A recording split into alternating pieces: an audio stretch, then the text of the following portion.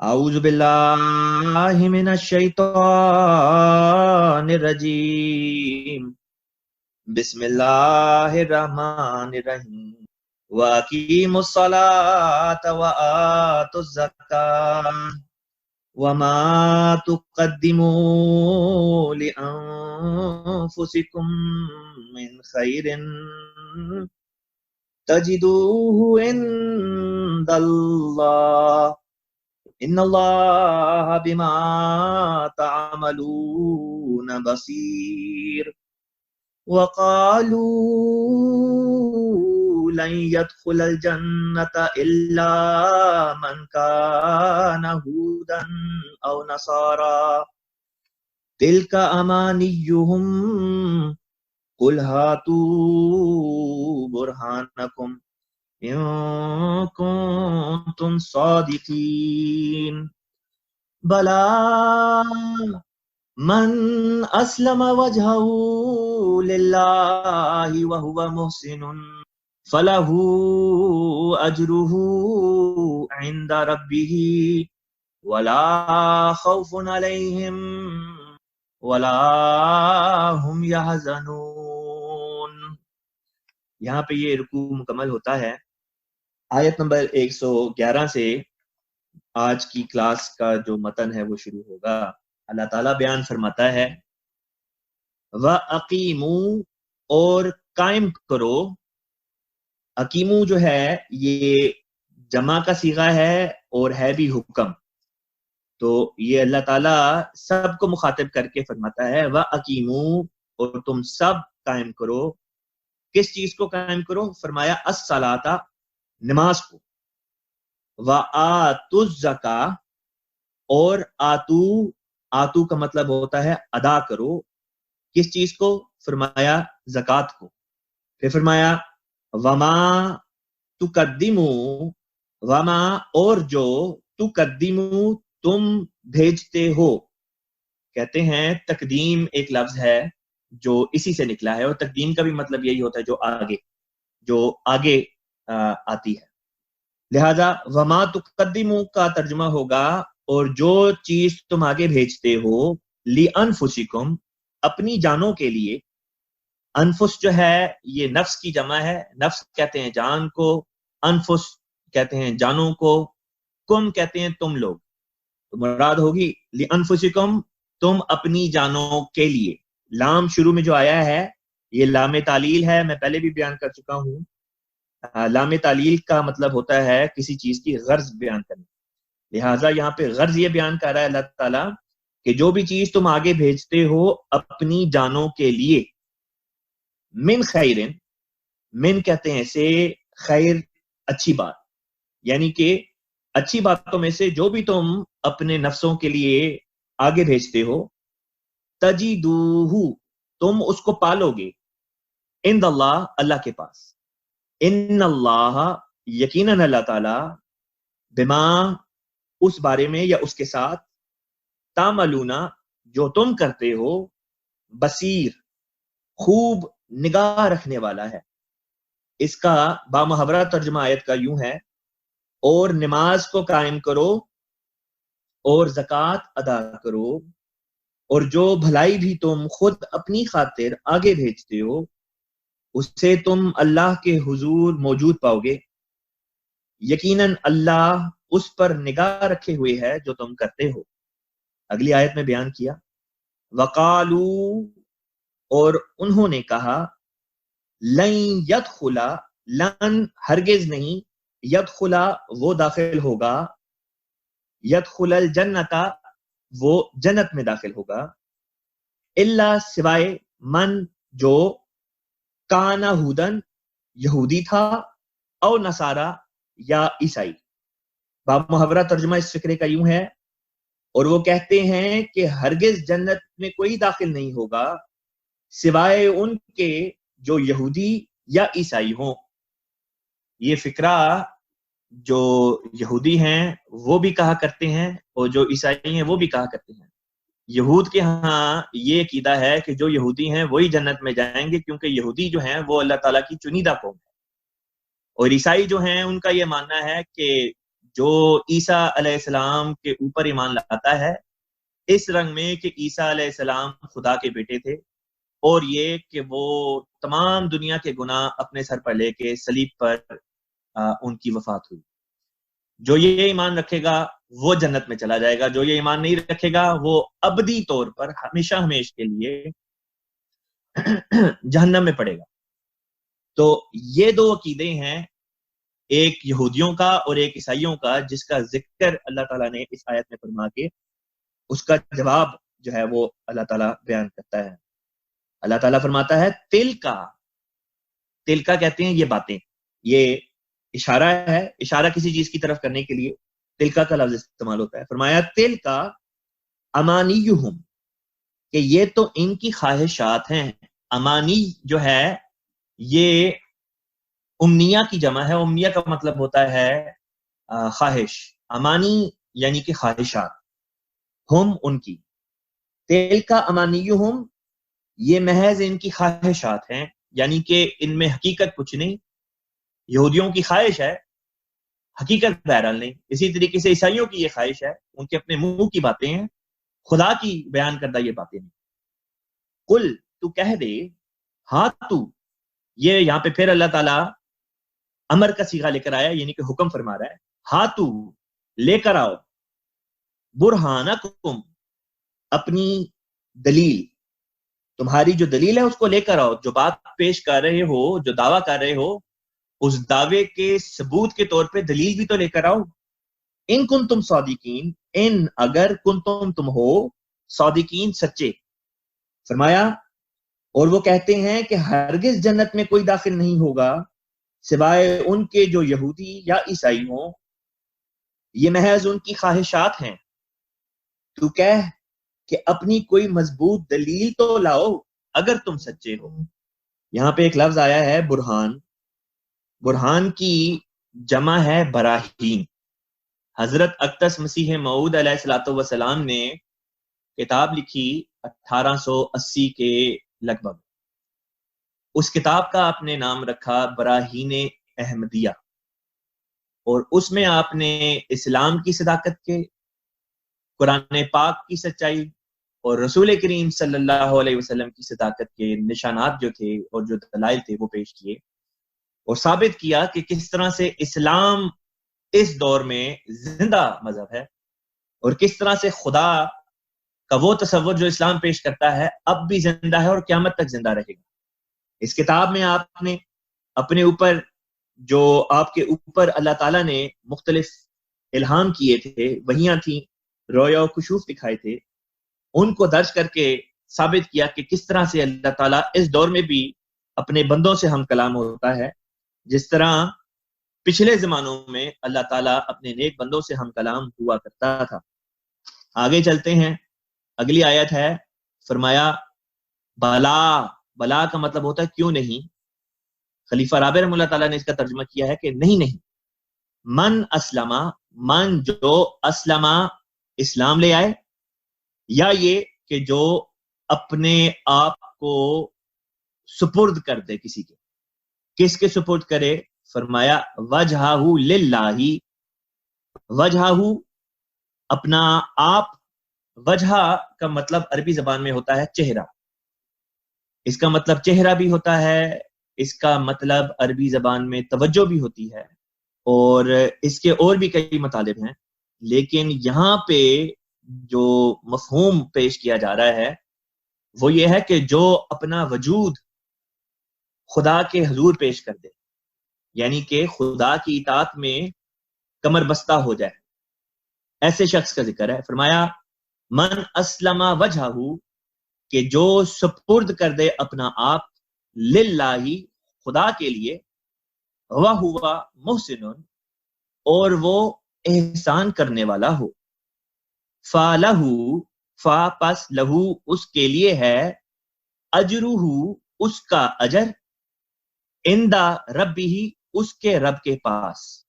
ولا اور نہیں، خوف علیہم ان پر کوئی خوف، ولا اور نہیں، ہم یحزنون وہ غمگین ہونے والے۔ بامحاورہ ترجمہ یوں بنے گا، نہیں نہیں، سچ یہ ہے کہ جو بھی اپنا آپ خدا کے سپرد کر دے اور وہ احسان کرنے والا ہو تو اس کا اجر اس کے رب کے پاس ہے، اور ان لوگوں پر کوئی خوف نہیں اور نہ وہ غمگین ہوں گے۔ اگلی آیت میں اب یہاں سے اگلا رکوع شروع ہوتا ہے۔ میں پہلے اس رکوع کی تلاوت کر دیتا ہوں اور پھر اس رکوع کی آیات کا ہم ترجمہ جو ہے وہ گو تھرو کریں گے۔ وَقَالَتِ الْيَهُودُ لَيْسَتِ النَّصَارَىٰ عَلَىٰ شَيْءٍ وَقَالَتِ النَّصَارَىٰ لَيْسَتِ الْيَهُودُ عَلَىٰ شَيْءٍ وَهُمْ يَتْلُونَ الْكِتَابَ كَذَلِكَ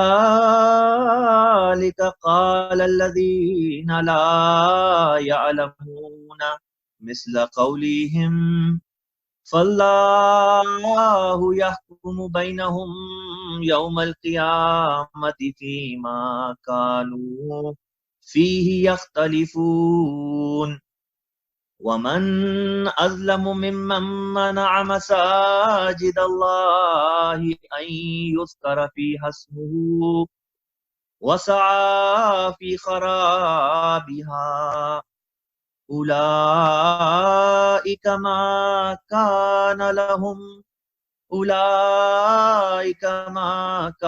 لَهُمْ أَنْ يَدْخُلُوهَا إِلَّا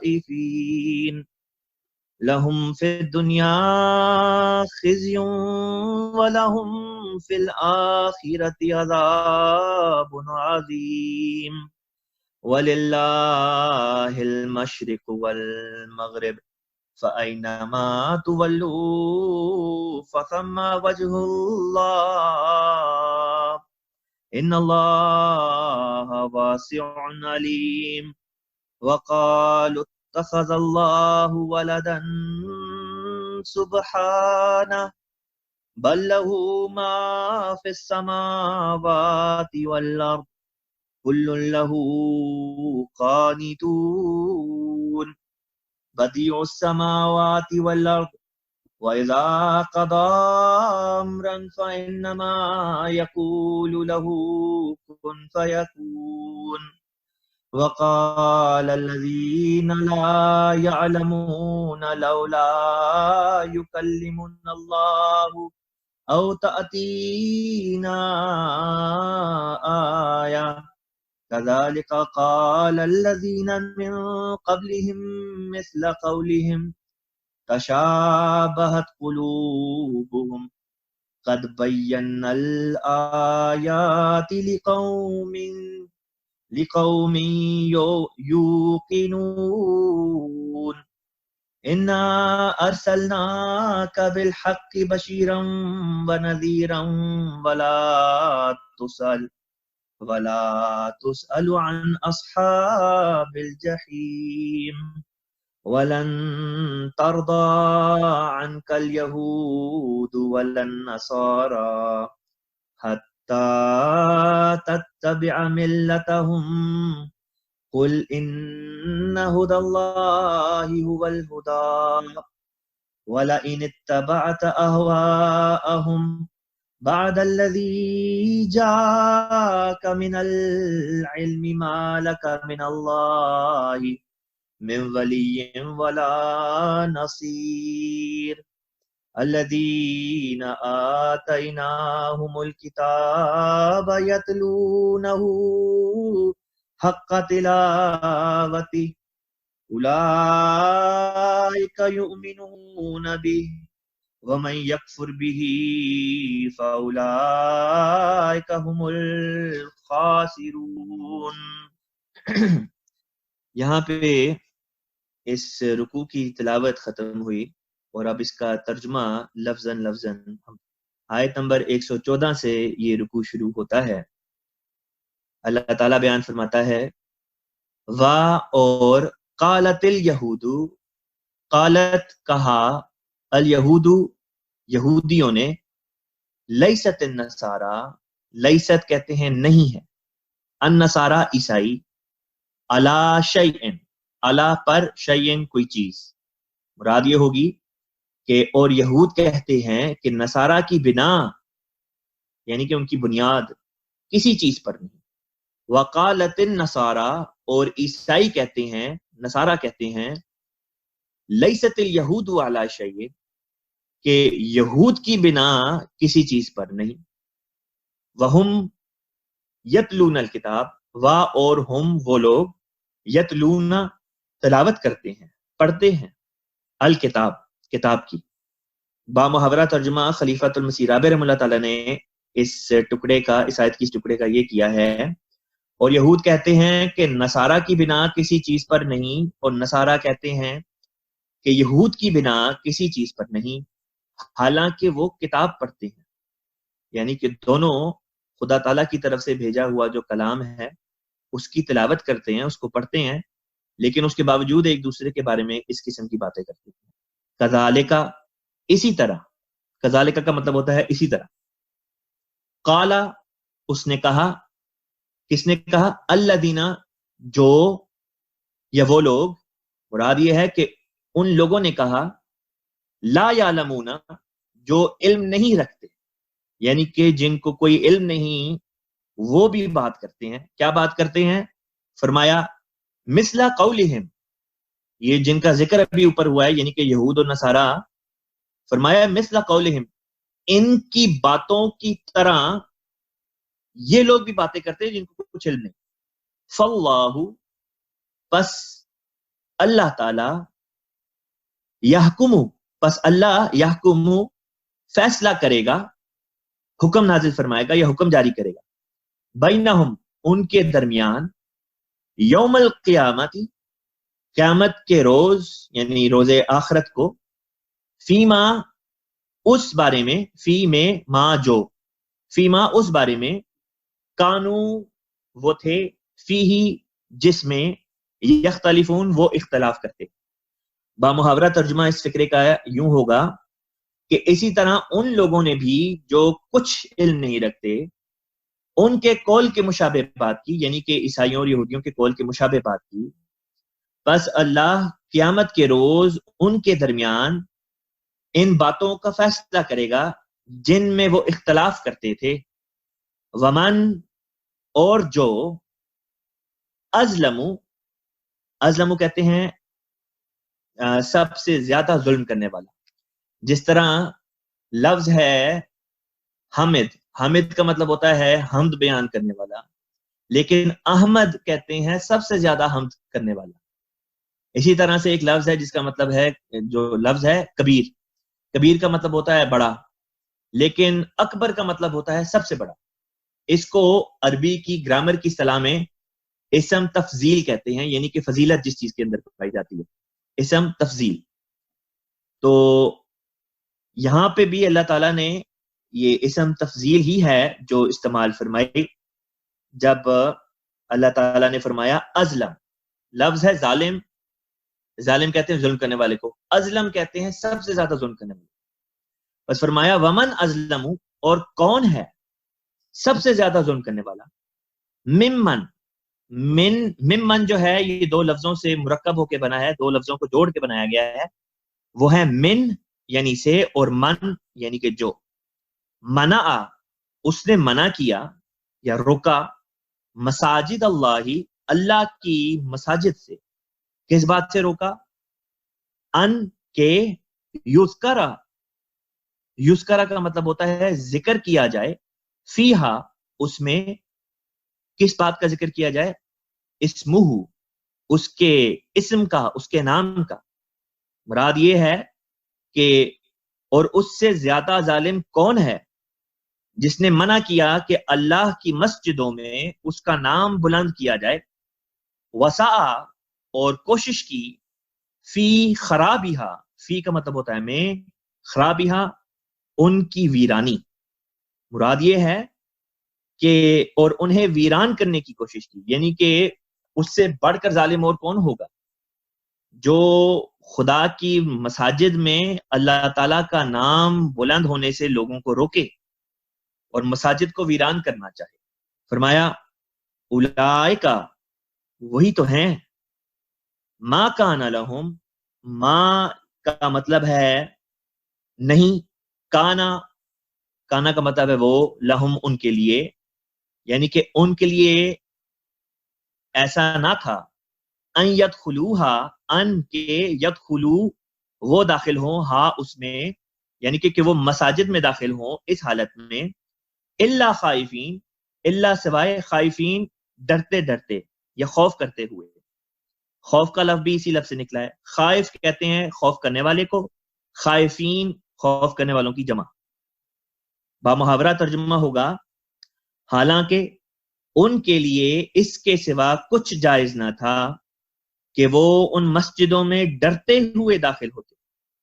لہم فی الدنیا، لہم ان کے لیے، فی الدنیا دنیا میں ہے، خزیون، خزیون کہتے ہیں ذلت کو، ولہم اور ان کے لیے ہے، فی الآخرتی آخرت میں، عذاب عظیم، عذاب کہتے ہیں سزا کو، عظیم کہتے ہیں بہت بڑی۔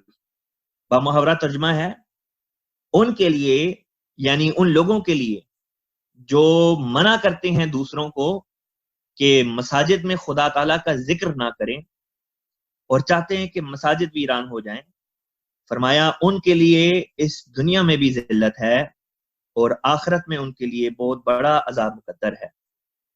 یہاں پہ ایسے حالات کا ذکر ہے جہاں پہ امن بھی موجود ہو یا جو بھی حالات ہوں، وہ بہرحال اس قسم کی پرسیکیوشن کا یہاں پہ ذکر ہے کہ جہاں پہ پرسیکیوشن کے رنگ میں لوگوں کو مساجد سے روکا جائے۔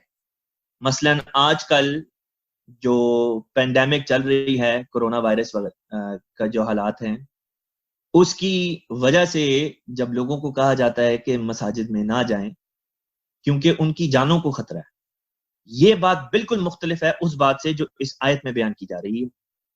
اس آیت میں تو بیان یہ کیا جا رہا ہے کہ لوگ فتوے دیتے ہیں، منع کرتے ہیں کہ فلاں شخص مسجد میں نہ جائے اور جا کے خدا کا ذکر وہاں پہ نہ کرے، اور یہ کم و بیش یہ اسی قسم کی بات ہے جو بعض مسلمان ممالک میں احمدی مسلمانوں کے خلاف کی جاتی ہے کہ احمدی مسلمان اپنی مساجد کو مسجد نہیں کہہ سکتے، اپنی نماز کو نماز نہیں کہہ سکتے، اپنی اذان کو اذان نہیں کہہ سکتے، کلمہ نہیں پڑھ سکتے، درود نہیں پڑھ سکتے، اپنی مساجد میں کلمہ نہیں لکھ سکتے۔ اور یہ بھی کہ بعض دفعہ یہ زیادتی اس حد تک بڑھ جاتی ہے کہ کہتے ہیں کہ تم مساجد میں اللہ کی عبادت اس طرح سے نہیں کر سکتے جس طرح ہم کرتے ہیں، جس طرح دوسرے مسلمان کرتے ہیں، چونکہ لفظ مساجد جو ہے یہ عمومی طور پہ ان عمارات کے ساتھ مختص ہے جہاں پہ اللہ تعالیٰ کی مخصوص رنگ میں مسلمانوں کے طریقے کے مطابق، اسلام کی تعلیمات کے مطابق عبادت کی جاتی ہے۔ لیکن مسجد کا لفظ عربی زبان میں ہر اس جگہ کے لیے استعمال ہوتا ہے جہاں پہ انسان سجدہ کرتا ہے۔ مسجد، جیسے کہ میں نے پہلے بھی بتایا ہے کہ مسجد کا لفظ سجدہ سے نکلا ہے، اور سجدہ کہتے ہیں سجدہ کرنے، بس مسجد سجدہ کرنے کے وقت کو بھی کہتے ہیں اور سجدہ کرنے کی جگہ کو بھی کہتے ہیں۔ خود ایک حدیث میں رسول کریم صلی اللہ علیہ وسلم نے فرمایا کہ میرے لیے تمام زمین کو اللہ تعالیٰ نے مسجد بنا دیا۔ مراد یہ ہے کہ آپ صلی اللہ علیہ وسلم کی اتباع میں پوری امت کے لیے پوری زمین جو ہے، تمام دھرتی، یہ ایک مسجد کی شکل اختیار کر چکی ہے۔ لہذا جب آپ اپنے گھروں میں نماز پڑھتے ہیں تو وہ بھی مسجد ہے۔ لیکن بعض ممالک میں اب یہاں تک دوسرے بعض سرکاری مسلمان اعتراض کرتے ہیں کہ احمدی اپنے گھروں میں بھی کیوں نمازیں پڑھتے ہیں؟ مساجد پہ تو وہ اعتراض کرتے ہی تھے، اب گھروں پہ بھی پابندی لگانے کی کوشش کرتے ہیں۔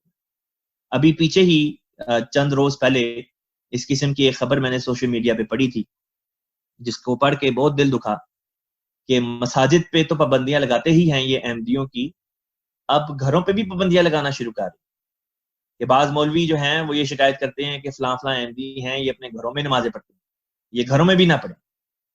تو یہ وہ بات ہے جس کا ذکر اللہ تعالیٰ بیان کر رہا ہے کہ اس سے بڑھ کے ظالم اور کون ہوگا جو لوگوں کو اس بات سے روکے کہ وہ مساجد میں خدا کی عبادت نہ کریں، کہ وہ خدا کی عبادت کرنے سے رک جائے، خدا کا نام بلند کرنے سے رک جائے اور اس طرح سے مساجد کو ویران کرنے کی کوشش کرتے ہیں۔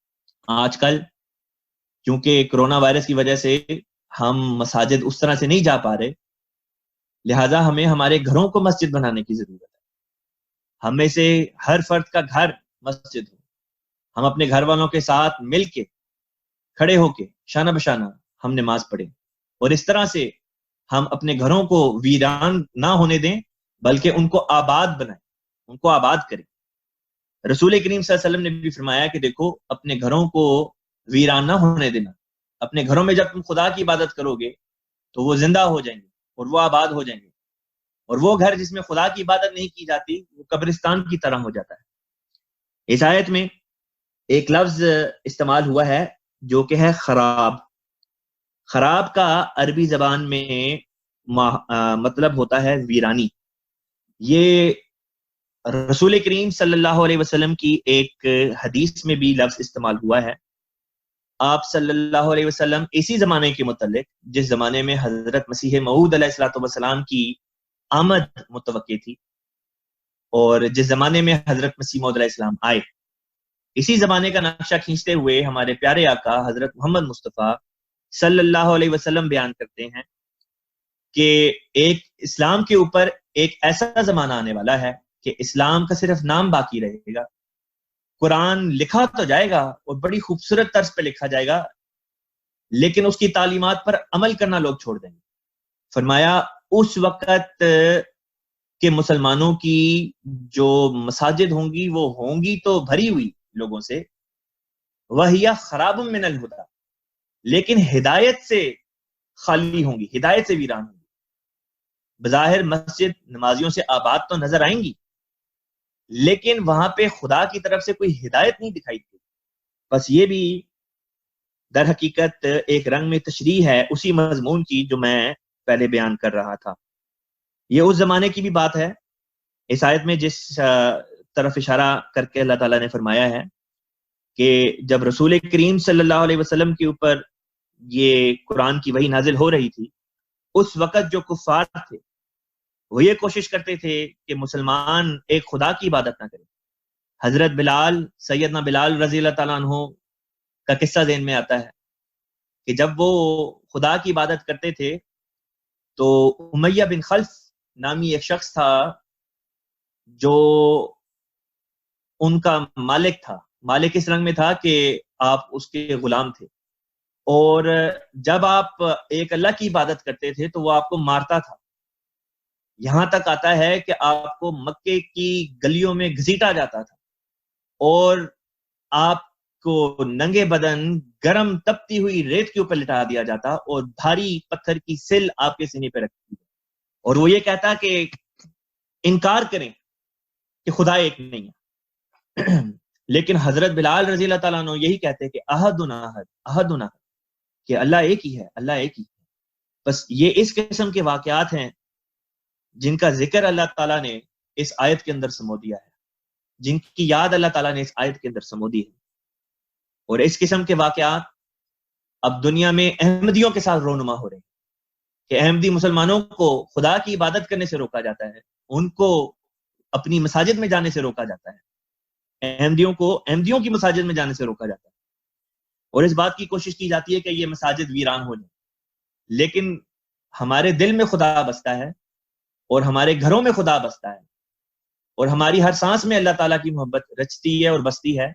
بس ہمیں ہر لحظہ ہر لمحہ خدا کی عبادت کر کے اس حق کو ادا کرنے کی کوشش کرنی چاہیے جو اللہ تعالیٰ کا حق ہے ہمارے ذمہ، کہ ہم اس کی عبادت کریں۔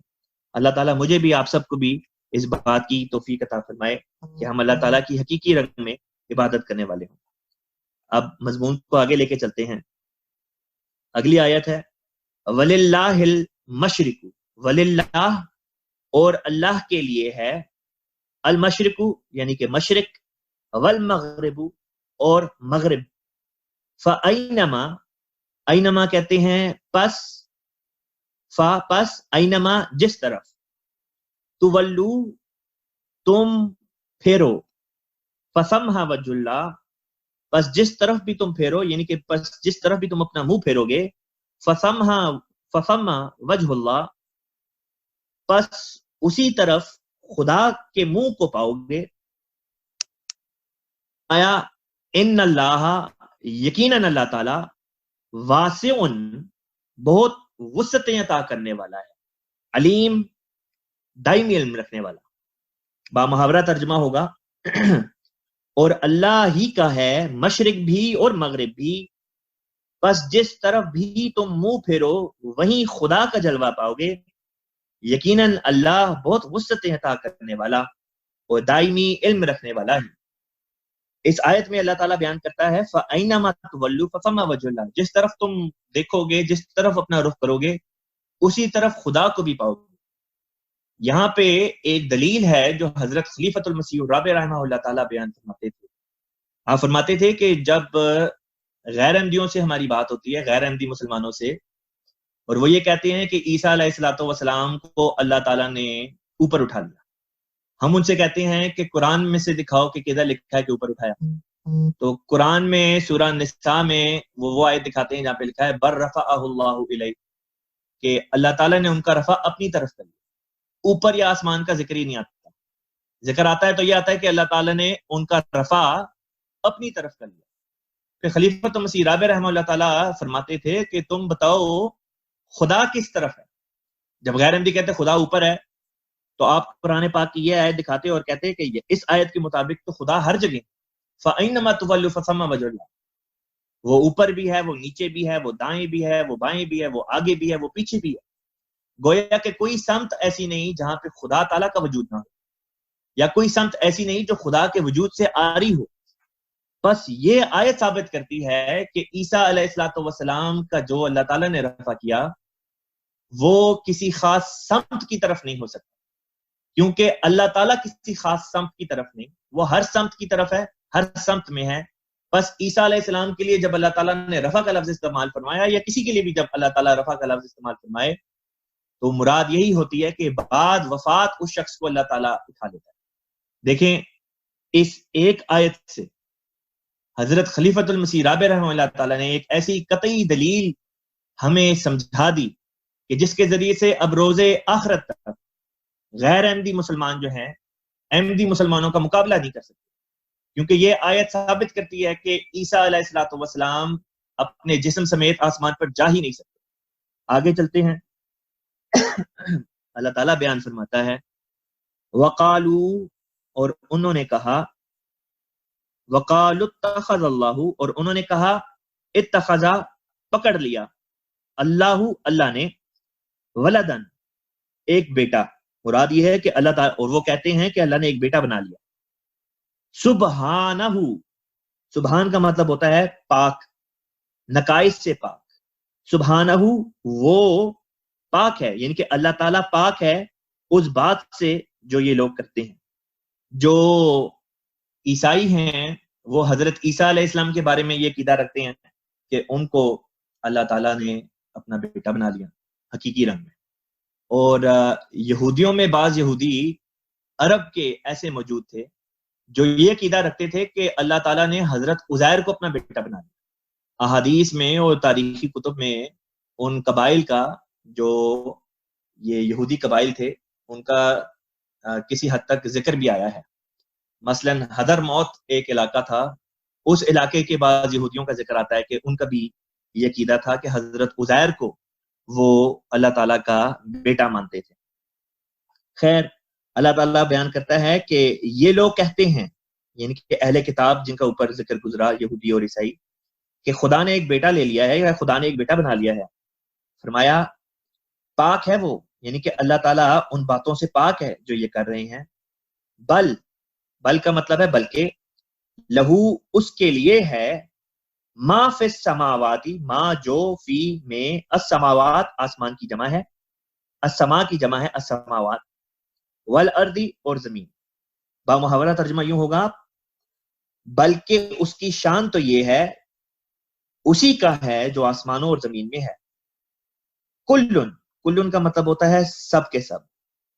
لہو، اس کے لیے، قانتون، یہ قانتون کا جو لفظ ہے یہ قانت سے نکلا ہے، اور قانت کے مطلب ہوتا ہے فرما بردار.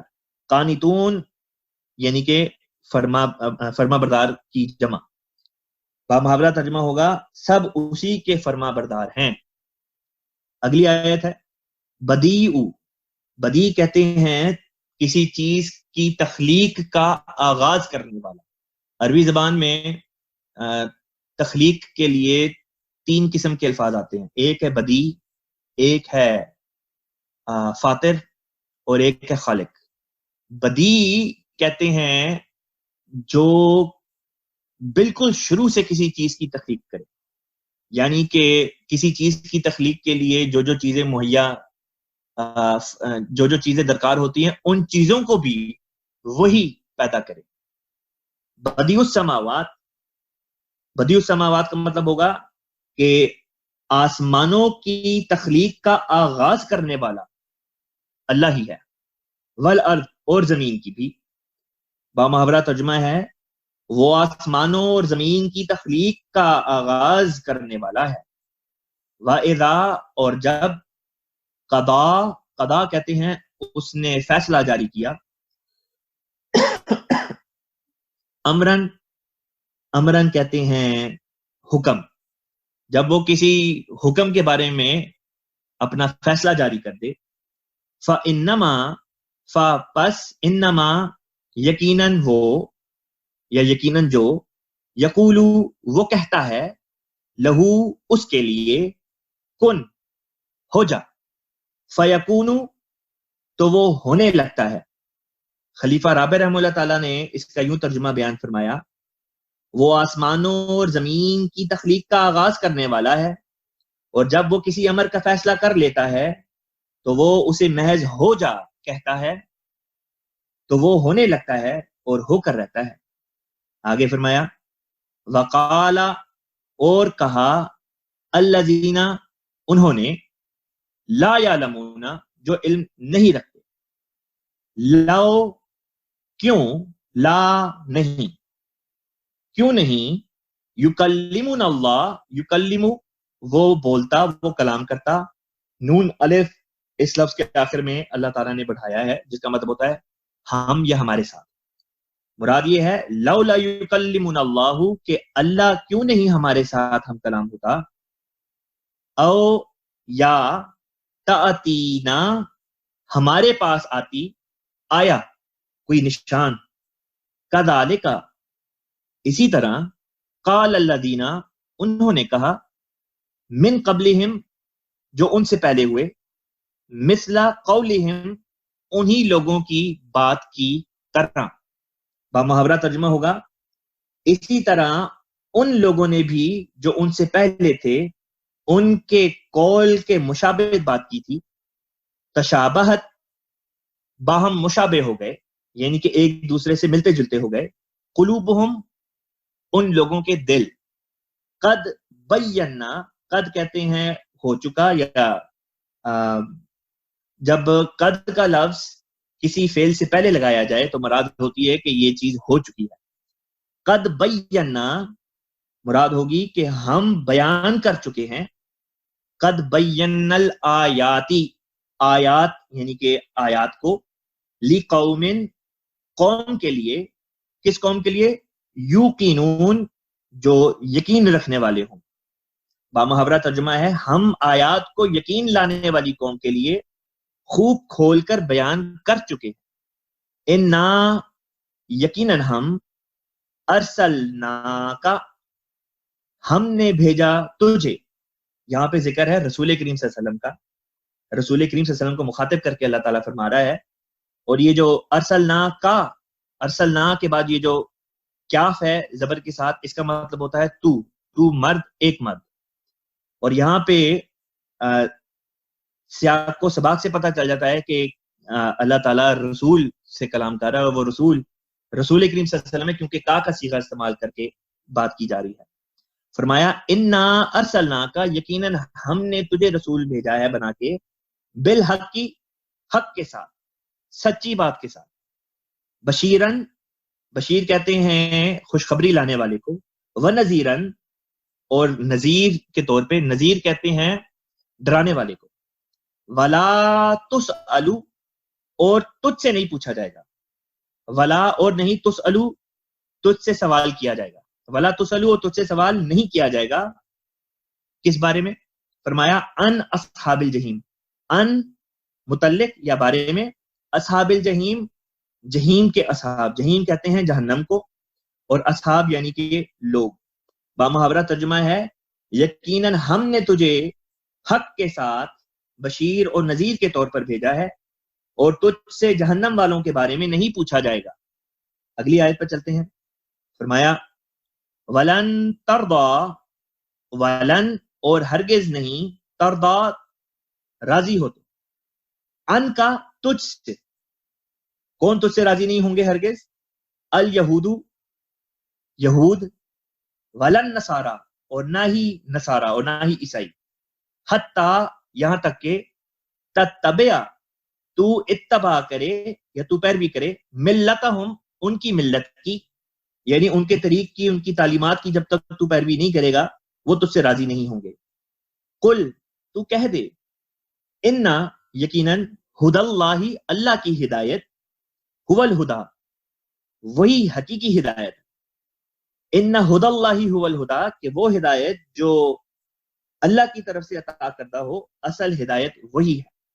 ولا ان اور اگر، فرمایا ولا ان اتبعت، اس میں لفظ ہے وا کہتے ہیں، اور لا ان اگر، اتبعت، اتبعت کا مطلب ہوتا ہے تو نے پیروی کی، اہواءہم،